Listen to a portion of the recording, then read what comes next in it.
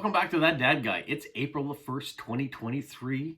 And yes, it is April the 1st. It's not April Fool's Day. Well, it is April Fool's Day, but I'm not telling you a joke. We are into April, and that means spring is getting closer. And what's even more fun is summer is getting closer. So the snow is starting to melt here in Moncton, and hopefully soon we'll be into festivals and all sorts of things that I can take you on different adventures and show you some of the things that happen around here. Now, it's Saturday, which usually means it's the day that I answer your questions from the week before's video, but because it's the first Saturday of the month, that means I get to read all the cards that you've sent in response to my question from the first Saturday in March, which was, what is the most popular food from your area specifically, and where is the best place to get it? Now, don't fret if you've sent cards in and it hasn't arrived yet. I will read them in the subsequent Fridays leading up to the first Saturday in May, when I'll be reading the responses you get from the question I'm going to give you at the end of this video. So let's get into the cards that did get sent in answering to what is the best food from your area specifically and where's the best place to get it. This first one is from Media in Finland, and she says she would suggest Caroline pie, which is kaljanlanpidaka, and I hope I'm pronouncing it correctly. I've tried my best. It doesn't roll off my tongue naturally, but kaljanlanpidaka is the name of these pastries. She says they are often served with eggy butter. Now, I'd never heard of it before. I looked it up, and it's basically hard-boiled eggs that is put into a whipped butter and put on top. And at first, it didn't sound appealing. When I looked at it, I said, that might actually not be bad. It's kind of like having an egg salad sandwich. Now, on these pastries, he said, one can have these in many hotels for breakfast. Example, at the Phaser Cafe downtown in Helsinki. So there's one of the places you can get these. And I know she was at a book fair supporting her cousin, and a book she's got out, and they had these there as well. So thank you, Media, for that. And hopefully I did the word proud, or at least close enough to. All right. Question number 2 being answered here by Renee, who is Renee Lewis, here of YouTube fame. Glad to hear that she is okay before I carry on. There were tornadoes that ripped through her town in Little Rock, Arkansas. And she did respond that her and her dog were safe, but there has been lots of damage in the area. So thoughts and prayers go out to all those people that were affected by the tornado. All right, so this one here is, she says, Little Rock invented the cheese dip back in 1935, and you can find it in almost every restaurant here. We even have the World Cheese Dip competition annually. You vote with 2 tokens. You're given 2 for the best. The best restaurant to get cheese dip is the Heights and Taco and Tamale, and it's served like this on the card. So there you go. You got chips along the way, and you dip it in the cheese dip, and it looks great. So we may have to check that out one day if we ever get down to Little Rock. Thank you, Renee. All right, the next, I'm already starting to salivate with all the different foods that you could get. This is right up my alley. All right, to this one, I'm going to show you this way first. Toasted ravioli. And this comes from Amber in St. Louis in the United States. It says, toasted ravioli, or T-Ravs, is breaded deep-fried ravioli. It was created and popularized in St. Louis, Missouri. According to the people of Reddit, the best place to get it is Antonio's Tavern, located in the Italian area of St. Louis called The Hill. She says she personally doesn't like it. It seems most St. Louis natives love it, though. It's definitely something that I would try, toasted ravioli. Thank you. All right. The next one, here we go. A nice lobster. This comes from Wendy here in Moncton, in New Brunswick, Canada. It says, it's hard to believe, but I prefer lobster in the frozen can or bags or in a mason jar. So that's one way to get it. But she suggests Catch 22 on Main Street in Moncton. Says he doesn't think that they serve lobster rolls, though, and lobster rolls are made best at home. So yeah, there's lots of different ways here to have lobster, and it's prepared in all sorts of things. You can even get lobster ravioli here in town. I like to have a good lobster boil at least once a summer, and lobster rolls, I tend to try to get a few of them as the summer goes on. But yeah, if you're in New Brunswick or in the Maritimes or in Moncton specifically, you check out Catch 22 on Main Street. They do a good lobster. All right, the next one is this lighthouse picture, Nobby's Lighthouse. And this comes from Australia, and it comes from Kate. So I was unfamiliar with Kate's. She sent this out, so I'm very happy.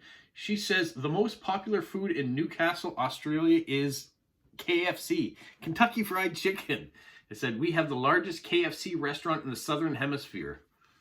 All right, that was a huge surprise that KFC was going to be the answer for that.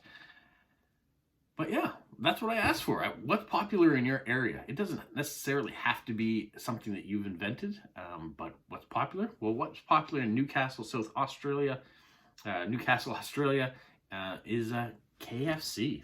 I also want to show you those Australian stamps. I don't get many cards from Australia, so it was great to get that. I will go back real quickly and show you some of the other stamps. Normally I do. I've just been so excited about the food. And the very first one from Edia, she did this card all online. So the postage is prepaid and everything. So that was new too. All right, so thank you, Kate from Australia, for the card saying that if you're in Newcastle, KFC has the largest store or restaurant in the Southern Hemisphere. All right, this next card, lovely chocolates, comes from Lieve in Belgium. It says, the region where I live is not really famous for a typical food, but Belgium is of course known for chocolate. We have many different kinds of yummy chocolate and pralines. I absolutely love pralines from the shops. From Leonidas, my favorite is the praline Manon, white chocolate with a coffee cream filling and a hazelnut. So good. That does sound incredible.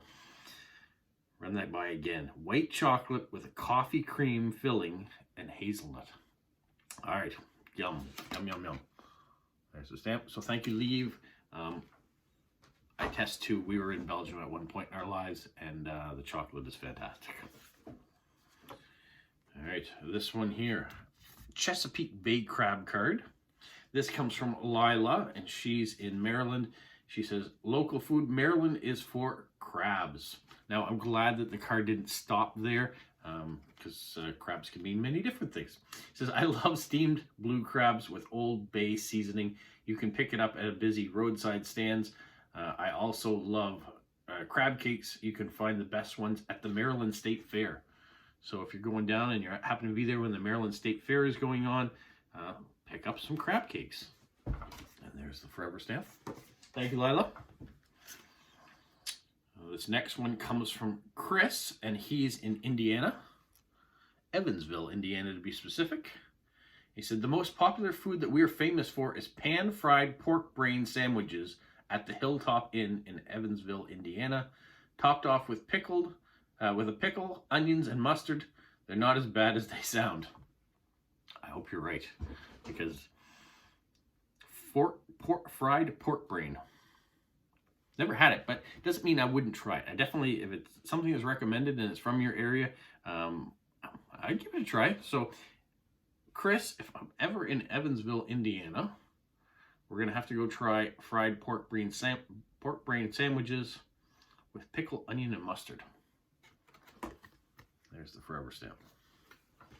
So what I'm loving about this question so far is that there is such a variety in things that people are saying that they love from their area, or that their area is famous for.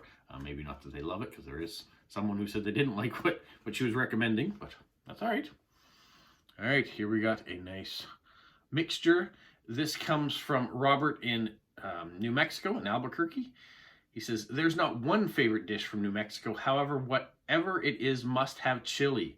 Our state question is red or green, which refers to the choice you must make between red or green chilies, tamales, carne avocado, and burritos are my favorite. So, choices there. There are the stamps on the back. So thank you, Robert. Red or green. So does that red, I assume, means the hottest chili, and green is a little bit more mild? Let me know in the comments. And I know there are tons of different chilies out there, so I'm sure that you can get so hot that your mouth is melting off. Oh, and he also says the best place to eat it is Papi Felipe's. So if you're in Albuquerque, New Mexico, go to Papi Felipe's. It's the best place to eat the variety of food that you can find there. All right, the last one that came in that I have is from Virginia in La Paz, and she sent a card like this, fish on it. And she says, a popular meal unique to La Paz in Manitoba here in Canada is, the area would be fresh pickerel fish served with homemade fries. You can get the dish downtown at La Paz at the Fat Boy restaurant. It's at 329 Fisher Avenue. So she was super specific. She gave the restaurant's name, the actual address. So if you happen to be in La Paz, Manitoba, and you want to try some pickerel, that might be the place to go.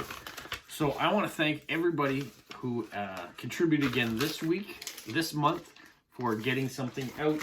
I'm going to put all these cards in the binder with the question, and if I do happen to have a few more cards trickle in for question number 2, like I said, I will show them in the subsequent Saturdays leading up to the first Saturday in May, when question 3 will be answered. So make sure you're subscribed so you don't miss out. Leave comments on here, send your postcards in with your answers to the question, and share with your friends. And if you're already subscribed, thank you very much. All right, let's move on to what we're going to do for question number 3. This is the April question, and will be responded, or I will read all these cards the first Saturday in May.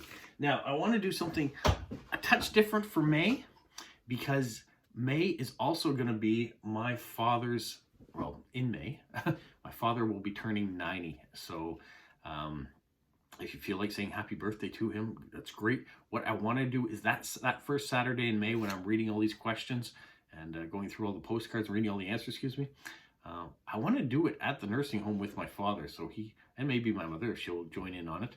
And the question I have for you is, what is your favorite memory of your parent? Could be your mother, could be your father, could be both. Could be grandparents or an aunt and uncle, whoever raised you, whoever you consider to be parent. I know in today's standpoint or today's life, that could be a lot of different people. So whoever you determined to be your parent, what is your favorite memory of your parents? I thought that would be great, because I can read it off with my father present, my mother present perhaps, and so they can see the reactions to that. And if you happen to say happy birthday to Don, he can see that as well. So I thought that'd be kind of fun. He's going to be turning 90. It's a pretty big milestone. So I thought this question should be something that would be directed towards parents. So hopefully you like that idea. I like the idea, and it'll get my parents back on camera again, and should really be a good time. The other thing that happens in May in Canada is Mother's Day. So it's nice to have my father's birthday and my Mother's Day there at the same time. So yeah, happy 90th birthday to my father in May, and happy Mother's Day are two things that if you feel like you want to write them on the card too, you can. But the question certainly is, what is your favorite memory of your parents? Some people have parents that are still living, and some people have passed. So we kind of think back of the fond memories.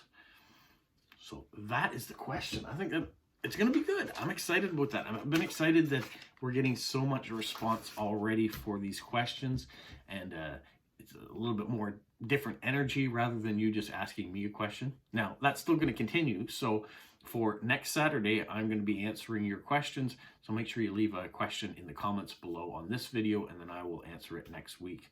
That's how that works. All right. Well, thank you so much for joining me once again and participating. Tomorrow, I'm going to be writing some postcards, so you'll probably have a video coming out about post-crossing tomorrow. Till then, have a magical week. What, Polo? You say like, subscribe, share, and tell all your friends. Who's a good boy? Who's a good boy? Bye.